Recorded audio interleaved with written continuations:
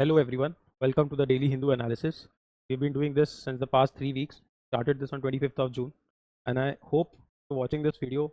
And if you are preparing for any of the law entrance examinations, any management examination, or let's say any such examination that requires current affairs, be watching these videos.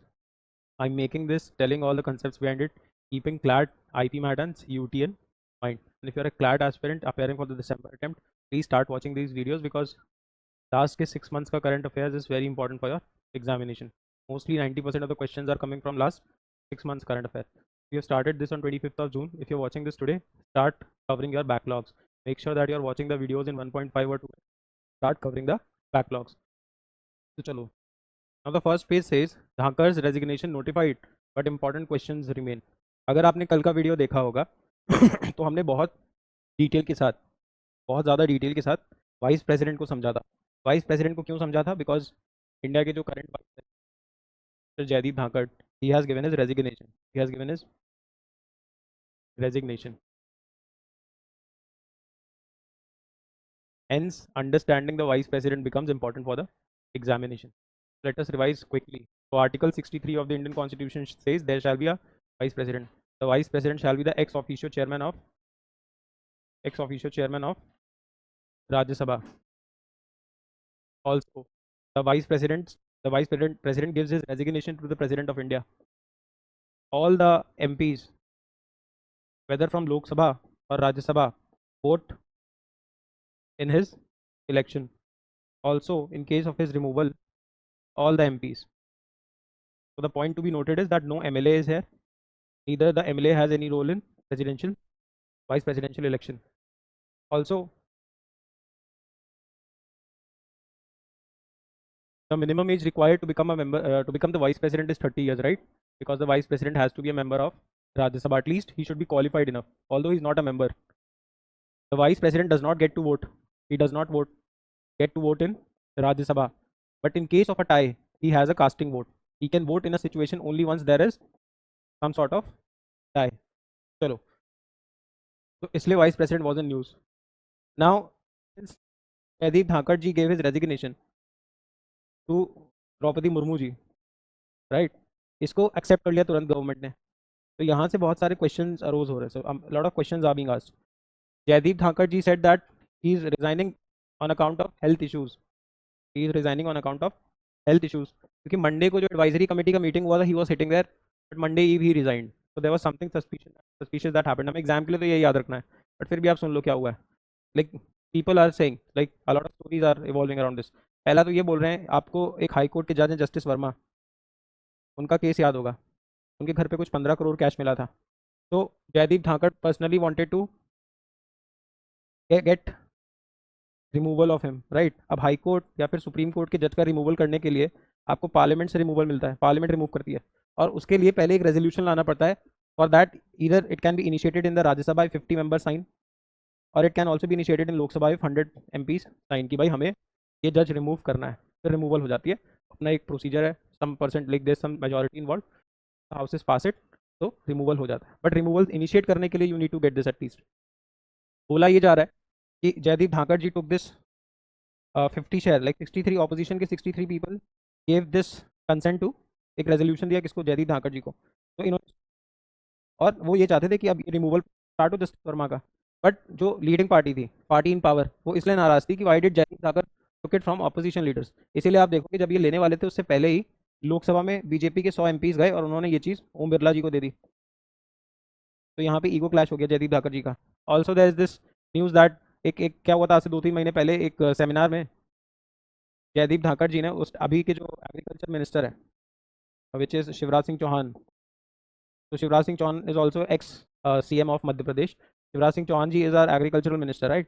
तो इन्होंने शिवराज सिंह चौहान जी से भी एक seminar में पूछ दिया कि why are the farmers of India so unsatisfied, why are you not doing anything for the farmers के लिए कुछ करो. ये सारे क्वेश्चंस इन्होंने पूछ लिए. तो बेसिकली गवर्नमेंट और जयदीप धाकड़ जी की चीज़ें नहीं बन रही थी. अगर आप मंडे का वो वाला क्लिपिंग भी देखोगे तो एक क्लिपिंग आ रही है जिसमें Nadda ji is the leader of house. तो उन्होंने एक स्टेटमेंट भी पास किया जहाँ पे he is trying to bypass the chairman. Because ऐसे होता है ना, राइट साइड पे गवर्नमेंट बैठती है, लेफ्ट साइड पे ऑपोजिशन और यहाँ बैठते हैं। यहाँ पे नड्डा जी ने यहाँ से ऑपोजिशन को सीधे बोल दिया कि I will get to decide what goes on record and what does not. मतलब he try to bypass him. तो ये भी कुछ कुछ ऐसे छोटे छोटे इश्यूज आ रहे हैं। तो खैर स्टोरी ये है कि ऐसा बोला जा रहा है कि जयदीप धाकड़ से गवर्नमेंट कुछ नहीं थी। That is why his resignation was also accepted very quickly. Modi ji का एक ट्वीट भी आया, if you must have seen, where he has said that हाँ जयदीप धाकड़ जी gave a lot of to the country, lot to the country. Now it is time for him to take some rest.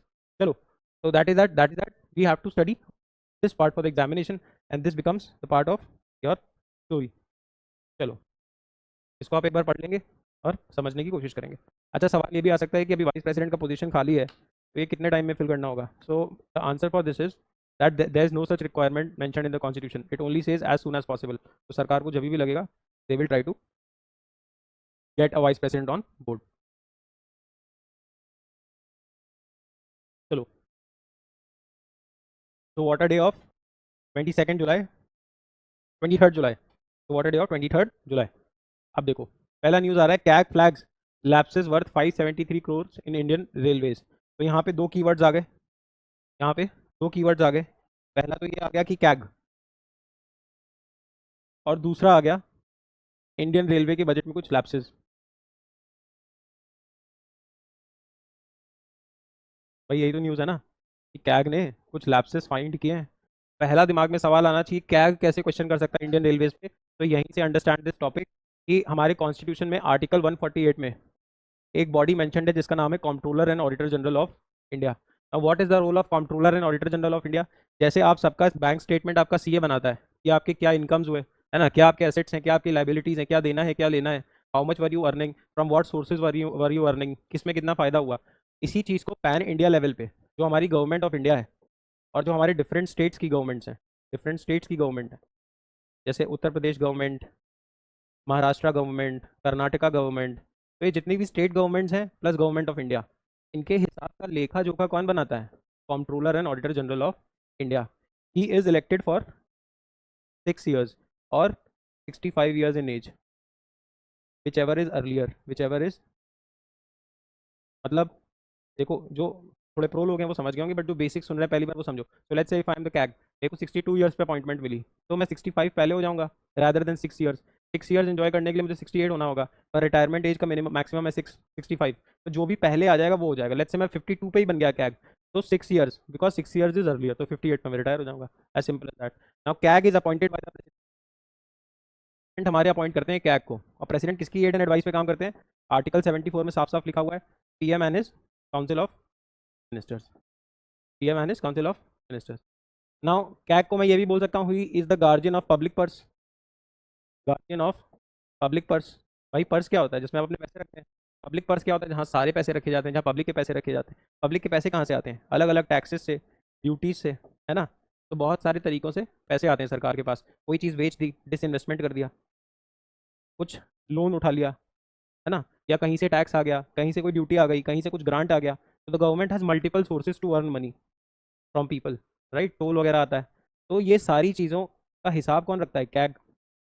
अब CAG अगर इसका हिसाब बनाएगा तो CAG को ये भी समझ में आएगा लीकेज कहाँ पे हो रहा है ना, करप्शन कहाँ पे हो रहा है। तो कैग ने अपनी रिपोर्ट में बोला है कि भाई, जो इंडियन रेलवे का मैंने बजट बना के देखा, इसमें मैं लगभग कुछ 573 करोड़ का लैप्स पा रहा हूँ। मतलब जो रेवेन्यू आना चाहिए था उसमें 573 करोड़ कम आया है। बहुत छोटा सा करप्शन है, आप सब समझ रहे हो, बट तो समझिए। तो अब ये क्या बोल रहा है कि भाई ये लैप्स आ क्यों रहा है? कैग बताएगा ना, सीए बताएगा ना लैप्स क्यों आ रहा है। आपने सही टाइम मार्केटिंग नहीं किया, या आपने वहाँ से फीस नहीं लिया, या आपने यहाँ पे इंटरेस्ट सही से नहीं पे किया, आपकी सिविल खराब हो गई, आपको सही टाइम पे फंडिंग नहीं मिली, 50 तरीके की रीज़न है। फिलहाल कैग ये कह रहा है कि रेलवेज जो है ना, उसकी एक लैंड लाइसेंसिंग पॉलिसी है, लैंड लाइसेंसिंग पॉलिसी। तो इस लैंड लाइसेंसिंग पॉलिसी में उसको कुछ फीस मिलती है ठेकेदारों से, वो फीस इसने नहीं वसूली। दूसरा, हमारे देश में एक डिस्ट्रिक्ट मिनरल फंड चलता है, मतलब इंडिया के ऐसे इलाके जहाँ पे बहुत सारे मिनरल रिसोर्सेज हैं, जैसे झारखंड, यहाँ पे कोल बहुत सारा है।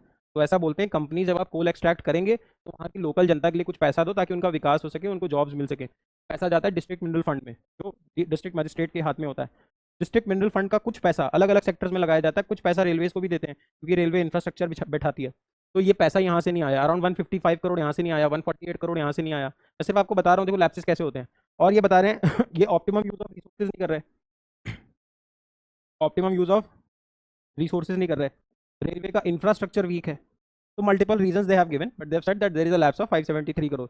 आपको ये याद नहीं करना है, इसमें कुछ याद करना चाहते हो तो डिस्ट्रिक्ट मिनरल फंड याद रखो। ये देश के वो इलाके मिनरल्स हैं, बट क्योंकि वहाँ के लोग गरीब है, कोल यहाँ से बिकता है और मुंबई का या गुजरात का कोई व्यापारी उससे मुनाफा कमाता है, तो यहाँ के लोकल आदमी को is not getting the money ना दैट ही शुड गेट। तो इसीलिए the government has made this district mineral foundation. बाकी आपको एग्जाम की पर्सपेक्टिव से कैग पढ़ के जाना है। CAG is mentioned in 148 article 148, मतलब it is a constitutional body.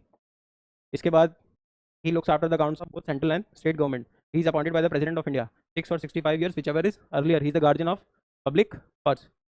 हाँ चलो, अब इसका एक रिमूवल और है। इसका रिमूवल ऐसे ही होता है जैसे एक सुप्रीम कोर्ट के जज का रिमूवल होता है। और अभी हम पढ़ के आए हैं, जयदीप धाकड़ जी सरकार से इसलिए नाराज थे क्योंकि वो चाहते थे जस्टिस वर्मा का रिमूवल राज्यसभा में इनिशिएट हो। राज्यसभा में कितने लोग चाहिए? 50 MP साइन करके दे, या फिर लोकसभा की 100 MP साइन करके दे। हाउस के लीडर को, मतलब 50 MP अगर राज्यसभा की साइन करके दे रहे हैं तो they should give it to vice president. 100 MP अगर लोकसभा की साइन करके दे रहे हैं तो इनको देना पड़ेगा स्पीकर को, ओम बिरला जी को। फिर जब ये एक बार रेजोल्यूशन आता है उसके बाद रिमूवल स्टार्ट होती है। समझ रहे हो? तो रिमूवल बहुत टफ होती है किसी भी सुप्रीम कोर्ट जज या हाई कोर्ट जज की। इसीलिए जयदीप धाकड़ जी वॉज नाराज फ्रॉम द गवर्नमेंट। तो सुप्रीम कोर्ट जज का रिमूवल जैसे होता है वैसे ही रिमूवल किसका होता है? कैग का। तो CAG is a very powerful position. अच्छा एक चीज़ और याद रखो, जो आपके बी आर अम्बेडकर जी थे, the father of Indian constitution, तो B R Ambedkar ji said जो डेमोक्रेसी है, डेमोक्रेसी का मतलब होता है democracy, cracy means power, demos means people, and the power is in the hands of people, it is called as democracy. तो B R Ambedkar ji ने कहा था कि अगर देश में एक अच्छी वाइब्रेंट डेमोक्रेसी चाहिए तो हमें 4 ऑर्गेनाइजेशंस को बहुत मजबूत रखना पड़ेगा। एक सुप्रीम कोर्ट, कि अगर हमारा कोई फंडामेंटल राइट ब्रीच होता है या सरकार डिक्टेटर बनती है तो हमारे पास शिकायत लगाने के लिए there should be a body.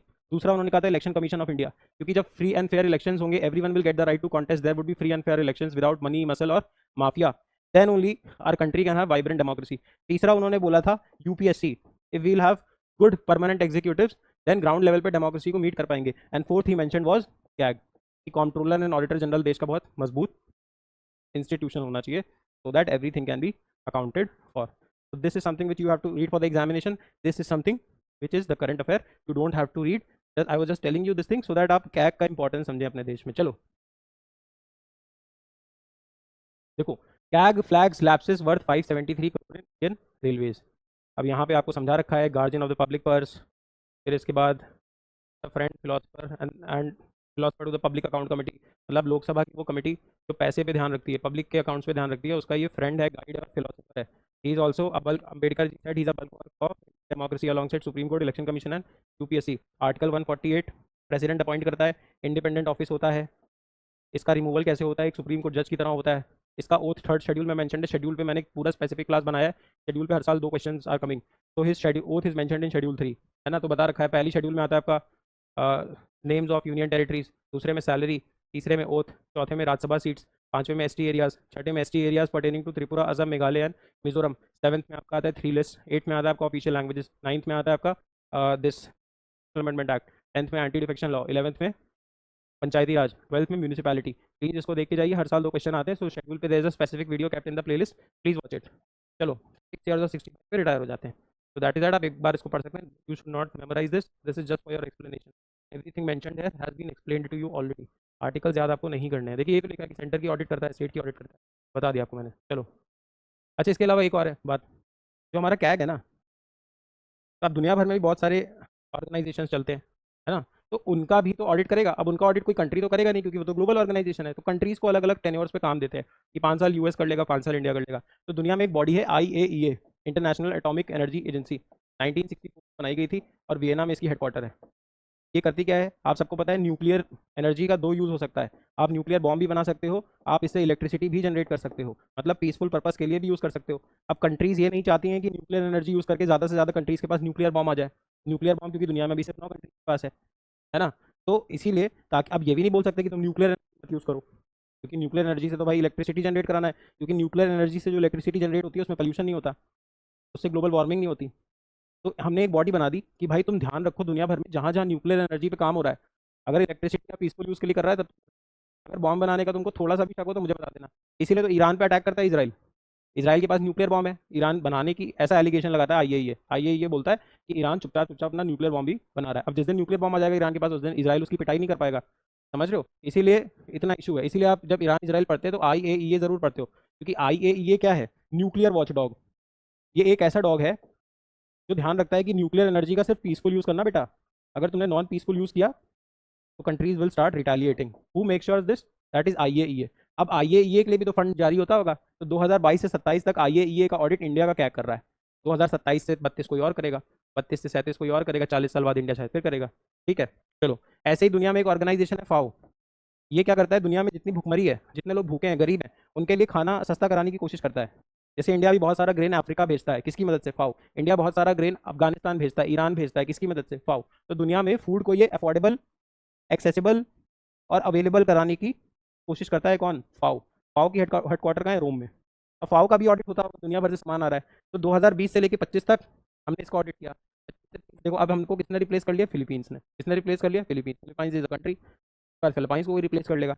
मैं आपको सिर्फ, आप ये रटिए मत, मैं आपको सिर्फ ये बताना चाह रहा हूँ, इंटरनेशनल ऑर्गेनाइजेशन का भी ऑडिट कैग ही करता है, क्योंकि इंडिया का सबसे बड़ा ऑडिटर कौन है? कैग। तो इंडिया को रिप्रेजेंट कौन करेगा? कैग। अब बस ये बता इसलिए दे रहा हूँ क्योंकि ये बॉडीज भी जरूरी है। इसका हेडक्वार्टर याद रखो, सॉरी, रोम। आईएईए का काम बता दिया, न्यूक्लियर वॉचडॉग, कि भाई न्यूक्लियर एनर्जी का पीसफुल यूज़ करो, नॉन पीसफुल यूज़ मत करो। नॉन पीसफुल यूज़ करोगे शिकायत हो जाएगी। वियतनाम हेडक्वार्टर है, 1964 में बना है। फाओ भी याद रखो। ऐसे ही आपका एक डब्ल्यूएचओ है, सबको पता है डब्ल्यूएचओ की इंपॉर्टेंट, कोरोना में इतना इंपॉर्टेंट हुआ था। 2020 से 23 तक इसका ऑडिट कौन कर रहा था? हमारा क्या कर रहा था? डब्ल्यूएचओ का हेडक्वार्टर कहाँ है? जेनेवा में हेडक्वार्टर है। डब्ल्यूएचओ क्या करता है? दुनिया भर में हेल्थ को अफोर्डेबल, एक्सेसिबल और अवेलेबल बनाने की कोशिश करता है। समझ में आ रहा है? चलो। ऐसे ही अब एक बॉडी है, organisation for prohibition of chemical weapons. अब ये देखो क्या है, जब 1945 में world war two, atomic bombs के बारे में हमने बात करना शुरू की। 1945 आपका वर्ल्ड वॉर टू जो था, 39 से 45 चला, 1939 से 1945 चला। 45 में जब यूएस ने 2 न्यूक्लियर बॉम्ब्स डाल दिए हिरोशिमा और नागासाकी पे, little boy and fat man, तब जाके कहीं पे जापान शांत हुआ। तो दुनिया को पता चला न्यूक्लियर बॉम्ब के बारे में। फिर इवेंचुअली यूएसएसआर ने भी बना लिया, फिर उसके बाद चाइना बना लेगा, यूके बना लेगा, फ्रांस बना लेगा। फिर ये सारे जैसे ही बना लेंगे, फिर ये बोलेंगे कि भाई ये तो बड़ी खतरनाक चीज़ है, अब कोई नहीं बनाएगा, अब कोई नहीं बनाएगा। और ये 1967 में एक ट्रीटी साइन करेंगे, non proliferation treaty. Non proliferation मतलब फैलाना, कि भाई न्यूक्लियर बॉम्ब हमारे पास आ गया, अब किसी और को मत दो, अब किसी और को मत दो। पर इसके बावजूद इसको 4 कंट्रीज ब्रीच करेंगे अलग अलग टाइम पे। एक आपका करेगा इंडिया, ऑपरेशन स्माइलिंग बुद्धा, फिर पाकिस्तान करेगा, फिर इसके बाद नॉर्थ कोरिया करेगा, और चौथा करेगा इसराइल। तो ये चारों कंट्रीज एनपीटी पे साइन नहीं करते हैं और अपना न्यूक्लियर बॉम्ब बनाते हैं इन सब के रोकने के बावजूद। बहुत सारे कंट्रीज पे साइन कर देते हैं। जैसे 1991 में जब यूएसएसआर 15 कंट्रीज में टूटेगा, उन 15 में से एक होगा रशिया, जो सारे न्यूक्लियर बॉम्ब्स ले जाएगा, और बचेंगे यूक्रेन जैसे 14-13 देश और। अब यूक्रेन के पास न्यूक्लियर बॉम्ब नहीं था और यूक्रेन ने साइन कर दिया, कभी भी अपना न्यूक्लियर बॉम्ब बना ही नहीं पाया, और आज उसको रशिया जब चाहता है तब पीट देता है। समझे? ये बता क्यों रहा हूँ? न्यूक्लियर बॉम्ब तो 1945 में आया ना भाई। उससे पहले कौन से वेपन्स यूज होते थे? वर्ल्ड वॉर वन तो 1914 से 1919 तक था, तब तो न्यूक्लियर बॉम्ब थे नहीं, तब भी वेपन्स तो होते थे। तो उस टाइम पे बहुत सारे केमिकल वेपन्स यूज किए जाते थे, बहुत सारे केमिकल वेपन्स, जैसे बहुत अलग अलग टाइप की गैसेस। आप लड़ने गए, उधर कोई पार्टी लड़ने आई, आप कोई ऐसी गैस लेके आ गए जो ह्यूमंस ने देखी ही नहीं थी, जिससे वो सारे बेहोश हो गए। तो उस टाइम पे बहुत सारे केमिकल वेपन्स यूज किए जाते थे, आप पे एसिड डाल दिए अलग अलग तरीके के। तो उसको रोकने के लिए organisation for prohibition of chemical weapons, इसका हेडक्वार्टर है हेग। हेग कहाँ पे है? नीदरलैंड में। नीदरलैंड कहाँ है? यूरोप में। समझ पा रहे हैं? इसकी हमने अकाउंटिंग करी है 2021 से 23 तक। तो चारों आपको ऑर्गेनाइजेशन याद होनी चाहिए। आपको ये याद नहीं करना कि क्या ने ऑडिट किया है, पर आप ये याद रखो कि एक तो मैंने आपको बताया फाओ, एक मैंने बताया आपको IAEA, international atomic energy agency, food and agricultural organisation. फिर मैंने आपको बताया इसके बाद OPCW, organisation for prohibition of chemical weapons. And then I told you WHO which is headquartered in Geneva. तो Geneva, OPCW is in Hague, FAO का है आपका रोम में, and IAEA is in Vienna. Please remember this. ये चार याद रखें, ये याद रखें मत रखें कि कैग करता ऑडिट। अपने नॉलेज के लिए याद रखो कि कैग एक्सटर्नल ऑडिट करता है जब भी इंडिया को चांस मिलता है, हमारी तरफ से जाता कैग है। चलो, अब Kashi declaration for drug free India, बहुत ज़्यादा पढ़ने की जरूरत नहीं है, बस थोड़ा सा यार याद रखो कि काशी कहते हैं आपके बनारस को। बनारस में मिनिस्ट्रीज़ की बहुत सारी मल्टी मिनिस्टर है, मतलब कल्चर वाले भी आए, सोशल जस्टिस, सामाजिक न्याय, जो पिछड़े हैं उनको न्याय दिलाने वाली मिनिस्ट्री, लेबर के लिए मिनिस्ट्री, होम अफेयर्स के लिए मिनिस्ट्री जो है, यूथ के लिए मिनिस्ट्री, ये सारे मिल गए और इन्होंने काशी डिक्लेरेशन साइन किया। ये बोल रहे हैं कि 2047 में हमें क्या बनाना है? विकसित भारत। मोदी जी का विजन है विकसित भारत 2047। क्यों? क्योंकि हम 2047 में 100 साल इंडिपेंडेंस के पूरे करेंगे, तो हमें विकसित भारत बनाना है। ये सब जुमले हैं लेकिन कोई बात नहीं, आप ध्यान रखें, आप अपने ध्यान रखें। तो विकसित भारत बनाना है तो कुछ नारा देना है। तो बोला गया है कि भाई 2047 तक अगर विकसित भारत बनाना है तो ड्रग फ्री यूथ करो। जो हमारा यूथ है उसको अवेयर करो कि drug is very bad, because आजकल drug is being sold online also, है ना, and it is getting accessible to school kids also. फिर उसके बाद there are a lot of shows, Netflix shows, Amazon Prime shows, web series basically, जो drugs को familiar कर रही है हमारे यूथ के साथ।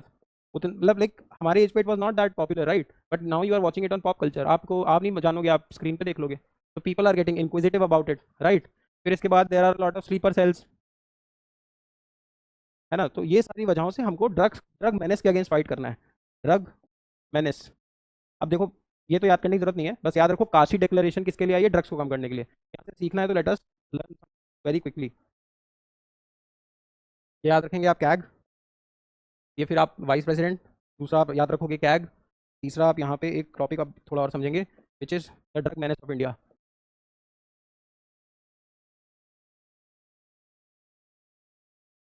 Everyone knows India is a very hugely populated country, right. Hugely populated का सिंपल सा मतलब है हम बहुत बड़ी मार्केट है। अगर कोई हमें ये देखे कि इंडिया में माल बेचना है तो India is a very promising market, बहुत बड़ा पॉपुलेशन है। अब ये देखो, कुछ कुछ कुछ ऐसा मैप है इंडिया का, है ना। अभी देखो, दुनिया में सबसे ज़्यादा जो अफीम है ना, दुनिया में जो सबसे ज़्यादा अफीम है वो होती है इधर अफगानिस्तान साइड। अफगानिस्तान की पूरी इकोनॉमी का 85% अफीम बेच के ही आता है।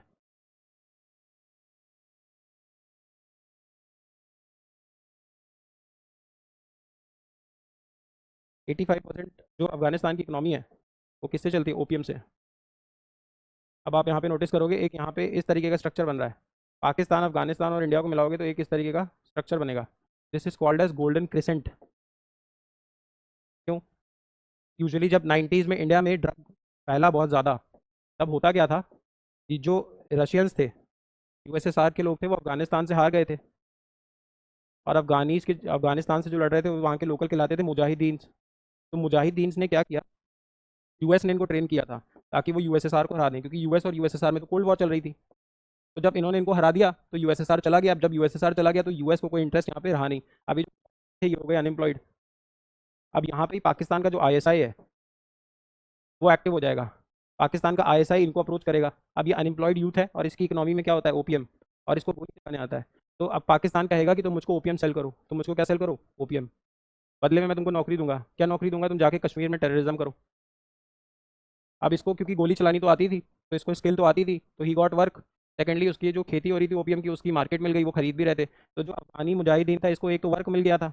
आप इसको टेररिस्ट मत समझो, आप इसको एक लेमैन समझो जिसको बस ब्रेन वॉश किया है। इसको वर्क मिल गया कश्मीर में, दूसरा इसको क्या मिल गया, इसका ड्रग के लिए मार्केट मिल गया। तो ये तो दोनों प्रॉफिट कमा रहा है, दो दो सैलरीज उठा रहा है। अब आईएसआई के पास इतना सारा ओपीएम आ गया। आईएसआई को अब ओपीएम खरीद तो लिया, इनको वेपन भी देना है, इनको सैलरी भी देना है, तो उसके लिए पैसा कहाँ से आएगा, इस ओपीएम को बेच के। इस ओपीएम को बेचने के लिए मार्केट कहाँ मिलेगा, इंडिया में। और इंडिया में मार्केट चाहिए, आजमगढ़ में भी बेचना है और यहाँ कुन्नूर में भी बेचना है और यहाँ पे दार्जिलिंग में बेच देना है, यहाँ सूरत में भी बेचना है। तो बहुत बड़ा मार्केट चाहिए, बहुत बड़ा नेटवर्क चाहिए। This network was provided to them by D company. 90s में डी कंपनी प्रॉपल कर रही थी। ये पूरा नेक्सस है, इसलिए ये ड्रग मैंने यहाँ से स्टार्ट होती है इंडिया में। समझ में आया? क्योंकि जो पेडलर है, जो बेच रहा है, वो तो कोई इंडियन नागरिक ही बेच रहा है ना, बस उसके नेटवर्क है, उसे खुद नहीं पता उसके ऊपर कौन बैठा है। समझ में आया? इसीलिए लोग बोलते हैं जब आप ड्रग्स खरीदते हैं तो आप अपनी इकोनॉमी को हैम्पर करते हैं, क्योंकि ये पैसा आप देखो ना पहुंचा कहाँ पे, और उस पैसे से मिला क्या, खरीदा क्या क्या। ऐसे ही एक रूट है यहाँ पे गोल्डन क्रेसेंट, ये हो गया गोल्डन क्रेसेंट। क्रेसेंट बोलते हैं ये चांद वाले स्ट्रक्चर को। और ऐसे ही एक होता है गोल्डन ट्राइंगल, यहाँ पे इंडिया, थाईलैंड और म्यांमार, इधर भी ड्रग का बहुत बड़ा मार्केट है, और ये बनाता है एक ट्राइंगल। तो golden crescent and golden triangle, golden crescent plus golden triangle, ये है इंडिया का ड्रग मैनेज का प्रॉब्लम। ये आप पढ़ लीजिएगा, थोड़ा समझ लीजिएगा। एक्जैक्टली तो कुछ एग्जाम में काम नहीं आएगा, but at least now you know what golden crescent and golden triangle is. जब ये आप फ्रेज पढ़ेंगे तो आप समझ जाएंगे ड्रग मैनेज की बात हो रही है, इंडिया में ड्रग प्रॉब्लम की बात हो रही है। चलो, बाकी काशी डिक्लेरेशन तो एक छोटी सी न्यूज़ है। इंडिया को 2047 तक विकसित भारत बनाना है, तो ड्रग फ्री यूथ करना है। यूथ डे होता है 12 जनवरी को, कि 12 जनवरी को बर्थडे होती है हमारे सबके प्यारे स्वामी विवेकानंद जी की। चलो, what is day zero. Day zero एक ऐसी ऐसी सिचुएशन, एक ऐसी कंडीशन जब हमारे पास टैप वाटर आना ही बंद हो जाए। मेरे आपके फैक्ट्री, घर, हर बार, मकान, दुकान, कहीं पे भी पानी आना बंद हो जाए, उस सिचुएशन को बोलते हैं डे जीरो। एक रिपोर्ट आई है, कह रही है कि 2030 तक काबुल नाम का शहर है। काबुल कहाँ है, अफगानिस्तान में। Afghanistan is a land lock country, चारों तरफ से ज़मीन से घिरा है। Kabul is called as the heartland of Asia. ऐसा माना जाता है जिसने काबुल पे रूल किया उसने एशिया पे रूल किया। 2000 में मानते थे, लास्ट सेंचुरी में ऐसा मानते थे, इसीलिए यूएसएसआर आया अफगानिस्तान, इसीलिए यूएस आया अफगानिस्तान। तो ऐसा बोलते हैं हुसोएवर rules Afghanistan rules the Asia, because Afghanistan का एक्सेस सेंट्रल एशिया में भी है, मैप में देखोगे, और इधर इंडियन सब कॉन्टिनेंट में भी है। इसीलिए उसको बोलते हैं हार्टलैंड ऑफ एशिया, एशिया के दिल में रहने वाला। तो वहाँ की कैपिटल सिटी है आपकी ये काबुल। कैपिटल सिटी क्या है, काबुल। तो काबुल के बारे में एक बात बोली जा रही है कि भाई काबुल हो जाएगा डे जीरो, काबुल में हो जाएगा डे जीरो। डे जीरो का सिंपल सा मतलब है वाटर नहीं आएगा, टैप वाटर नहीं आएगा 2030 में काबुल में। तो बस सिंपल सी बात समझो, ये वाटर स्कैरसिटी आएगी क्यों। एक तो वाटर स्कार्सिटी तब आ सकती है आपके इलाके में, पानी की किल्लत। मैं आपको ये बता रहा हूँ डे जीरो जैसी सिचुएशन क्यों आती है, क्योंकि एक बारी 2019 में चेन्नई में भी आते आते रह गई थी। 2018 में साउथ अफ्रीका का एक शहर है केप टाउन, उसको सिर्फ 3 महीने बचे थे, 3 महीने बाद वहाँ पे भी डे जीरो हो जाता। चेन्नई में भी प्रॉब्लम आते आते रह गई थी। इसके अलावा अभी काबुल की भी बात कर रहे हैं कि भाई काबुल में 2030 तक क्या आ जाएगा, डे जीरो। समझ में आया? देखो, वाटर स्कैरसिटी कब होगी, जब डिमांड एकदम बढ़ जाए। या मैं अफगानिस्तान के केस में भी दिखता है, 2001 में अफगानिस्तान का पॉपुलेशन था 10 lakh, which is 1 million. Now the current population is 6 million, तो 60 lakhs people have come to Afghanistan by 2025. So the demand is very high, supply is less. दूसरा, पानी की किल्लत कब होगी, जब आपके एरिया में ड्रॉट पड़ेगा, सूखा पड़ेगा। ड्रॉट कब पड़ता है, क्लाइमेट चेंज की वजह से। दुनिया भर में क्लाइमेट चेंज हो रहा है तो सूखा पड़ रहा है, सूखा पड़ रहा है तो पानी कम हो रहा है ना। या फिर डिमांड बहुत ज़्यादा बढ़ जाएगी। पानी की किल्लत और कब होगी, जब आप वाटर कंटेमिनेट करोगे। वाटर कंटामिनेट करोगे। वाटर कंटामिनेशन का मतलब होता है पानी को पल्यूट करना। पानी को पल्यूट कब करते हो, जो इंसान है वो कौन सा पानी पीता है, ground water. Ground water pollute कब होगा, ग्राउंड वाटर पल्यूट तब होगा जब आप अपनी खेती में ऐसे पेस्टिसाइड्स, ऐसे इंसेक्टिसाइड्स, ऐसे फर्टिलाइजर्स यूज़ करोगे which are harmful for humans. अब आप खेती करते वक्त एक्स्ट्रा नाइट्रोजन डाल रहे हो, फॉस्फोरस डाल रहे हो, पोटेशियम डाल रहे हो, कैडमियम डाल रहे हो, तो ये सारी चीज़ें किसको पल्यूट करेंगी, ये ज़मीन से पानी, खेती का पानी ज़मीन में सीप करेगा ना भाई, सीप करेगा। ये सीप करेगा तो वाटर कंटामिनेट होगा, वाटर कंटामिनेट होगा तो पल्यूट होगा। अब मान लीजिए आपके पास 100 लीटर पानी है, तो 100 लीटर में से आपका 20 लीटर पानी कंटामिनेट हो गया, तो बचा कितना, 80 लीटर, तो वाटर स्कैरसिटी हो गई ना। ये मल्टीपल रीजंस हैं। चौथा रीज़न है, ये भी कह सकते हो कि अफगानिस्तान में जब से तालिबान गवर्नमेंट आई है 2021 से, तब से वहाँ पे इन्वेस्टमेंट बहुत कम हो गई है। तो इन्वेस्टमेंट कोई पैसा लगाना नहीं चाहता, कोई इन पे ट्रस्ट नहीं कर रहा, because there is no rule of law. But अभी देखिए रशिया ने तालिबान को एक्सेप्ट कर लिया है, इंडिया के भी अच्छे रिलेशन है तालिबान के साथ से, we have to, but at least तो वहाँ पे इन्वेस्टमेंट नहीं है। इस वजह से जो उनका वाटर का इंफ्रास्ट्रक्चर है, वाटर इंफ्रास्ट्रक्चर, ये बहुत चरमरा गया है। तो ये है, आपको बताना ये है कि काबुल में डे जीरो आ सकता है, नहीं पूछेगा।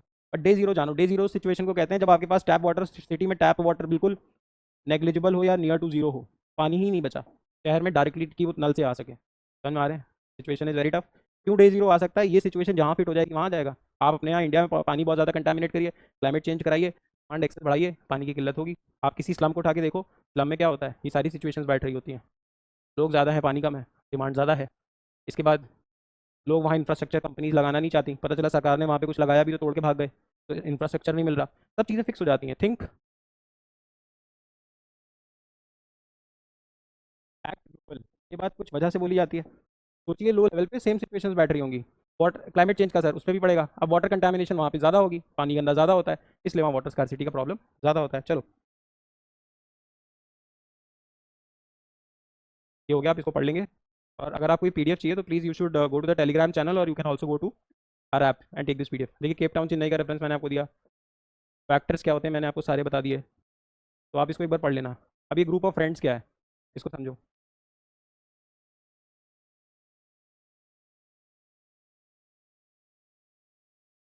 ग्रुप ऑफ फ्रेंड्स की मीटिंग हुई, ग्रुप ऑफ फ्रेंड्स की मीटिंग हुई, बस इतना याद रखो। तो ग्रुप ऑफ फ्रेंड्स समझना है बेसिकली मुझे या आपको।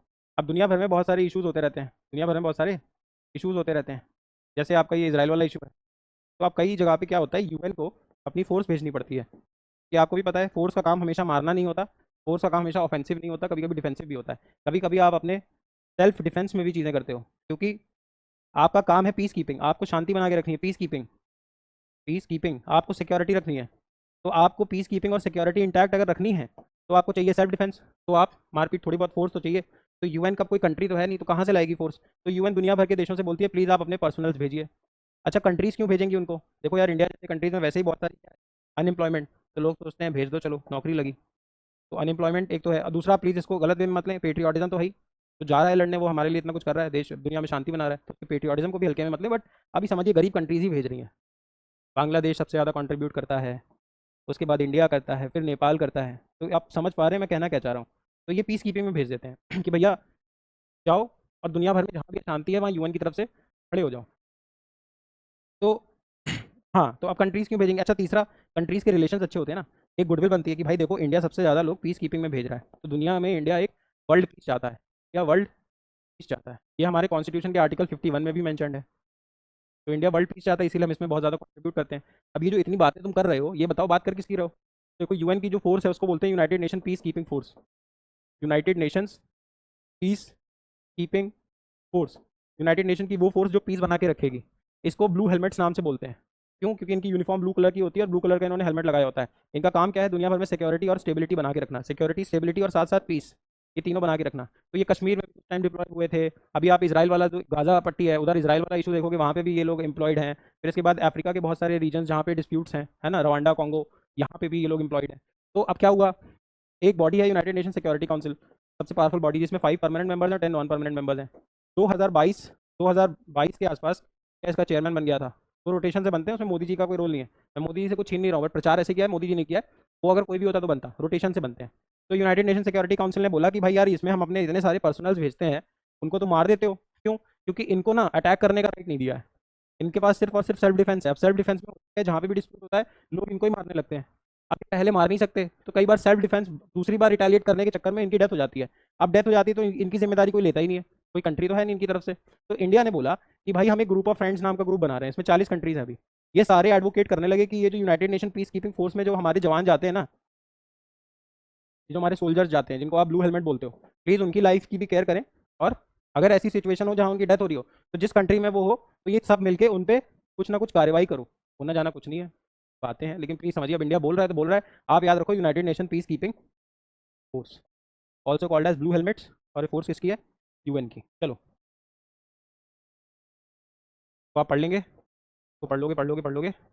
अच्छा, एक और अभी है, तो मार्टियन मेटेरॉइट। यार देखो, छोटी सी लेकिन इंटरेस्टिंग है, सुनो। अगर मैं तुमसे बोलूँ कि मेरे को मार्स में लाइफ है कि नहीं बताओ, तो तुम मुझे क्या बोलोगे? सर, ये चेक करने के लिए तो मेरे को मार्स जाना पड़ेगा। अब मार्स जाने में तो कितना कुछ इन्वेस्टमेंट लगेंगे। इलॉन मस्क भी मार्स ही जाना चाहते हैं बेसिकली। वो चाहते हैं, he wants to colonise Mars, में ह्यूमंस रहेंगे, ह्यूमन सेटलमेंट रहेगा। तो अभी हुआ क्या? एक मीटेरॉइड क्या होता है? आपने देखा होगा बहुत सारी आसमान से आके ना, जब स्पेस से बाहर से आके कोई चीज़ गिर जाती है, उसको बोलते हैं मीटेरॉइड। ऐसे कुछ एस्टेरॉइड्स भी होते हैं। तो ये एक पत्थर है जो मार्स से आके अर्थ पे गिरा। अर्थ पे कहाँ गिरा? अफ्रीका, सहारा डेजर्ट में। सहारा डेजर्ट कहाँ है? अफ्रीका में। तो नाइजीरिया नाम की कंट्री, नाइजर, नाइजर में ये पत्थर 2023 में पड़ा मिला एक आदमी को। और जब जाके इसका चेक किया गया, इसका R&D किया गया, तो पता चला this piece is from Mars. अब यार, ये तो बड़ी काम की चीज़ है। अगर मैं इसको पा जाऊंगा, तो मैं इसका बायो कार्बन डेटिंग कर दूंगा, बाकी कोई भी टेक्नोलॉजीज करूँगा, साइंटिस्ट करेंगे, तो उससे मुझे मार्स के बारे में बहुत सारी इन्फॉर्मेशन मिल जाएगी।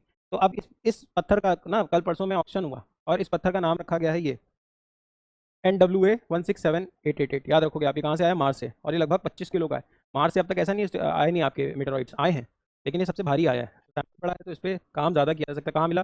सहारा डेजर्ट में। कहाँ मिला? सहारा डेजर्ट में। तो इसका ऑप्शन हुआ, and this was sold for about $4.5 million, $5-6 million के आसपास बिका है शायद। आप मोटा मोटा मान के चलो 50 करोड़ का बिका है ये।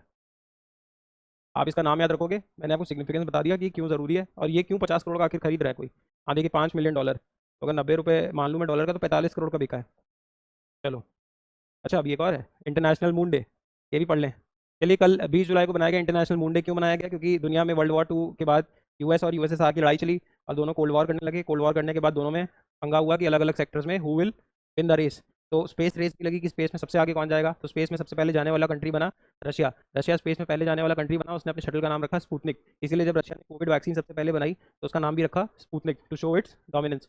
इसी के बदले में US ने बोला कि अभी वो स्पेस गया है, तो मैं सीधा मून जाऊंगा। और 20 जुलाई 1963 वो दिन था जब US का अपोलो मिशन पहली बार मून पे पहुंचा, और नील आर्मस्ट्रॉन्ग पहले इंसान बने जो मून पे गए। आपको याद रखना है, मून पे अब तक कौन कौन से कंट्रीज जा चुके हैं। तो that is India, China, USSR and USA। USSR, US, China and India, right. इसके बाद यूरोपियन यूनियन भी गया, बट यूरोपियन यूनियन आपको मैं पढ़ा चुका हूँ, आई told you multiple times, it is a group of 27 different countries, right. तो ये सारे गए हैं मून पे। आप अभी मून पे मिशन याद रखो, हमारे कौन कौन से मिशन गए? चंद्रयान, चाइना का मिशन है चांगे, US का मिशन है आर्टेमिस, जो अभी जा रहा है, जो वापस ले जा रहा है। और जो सबसे पहला मिशन था, that was mission Apollo. So remember these 4 missions. Mission Apollo the first mission, Chang'e is the lunar mission of China, Chandrayaan India's mission, and then Artemis is the current NASA's programme, which is US का प्रोग्राम। Only US, USSR, China and India have gone to the moon. इसके बाद European Union has also gone. और 20 जुलाई is celebrated as International Moon Day because it was 20th July 1963 when Neil Armstrong along with his friend Edwin Aldrin was able to land on the surface of moon. That is it from today. We'll probably have a session tomorrow. Thank you so much. I hope you are enjoying these videos. In case you have started watching these, please watch all the backlog and start noting down those important topics also. I'm very sure if you are following this, no passage of English or CR goes out of it. And thirdly, any question that is coming in the GK question, you will be more and more equipped to answer those, because आपका यहाँ से thinking level बढ़ता है, आप अपने दिमाग के Horizons को थोड़ा ज़्यादा खोल पाते हैं। If you're watching this, please watch them at 2x, but at least watch these videos and let me know how are you liking these videos. In case for the PDF, you can call on the number given in the description somewhere around the video, or you can install our app. It's available on both Play Store and App Store. App Store पे जाना है तो पहले My Institute search करिएगा. My Institute search करेंगे तो एक orange colour का ऐप का लोगो आएगा, हैट बना होगा. Install it. उसमें आपसे ऑर्गेनाइजेशन कोड पूछेगा. तो ऑर्गेनाइजेशन कोड है इराबू. आई एम टेलिंग यू, देखो करना क्या है. अगर आपको ऐप स्टोर से, सॉरी प्ले स्टोर से चाहिए तो नीचे लिंक है, आप प्ले स्टोर पे जाओ, सीधा इंस्टॉल करो.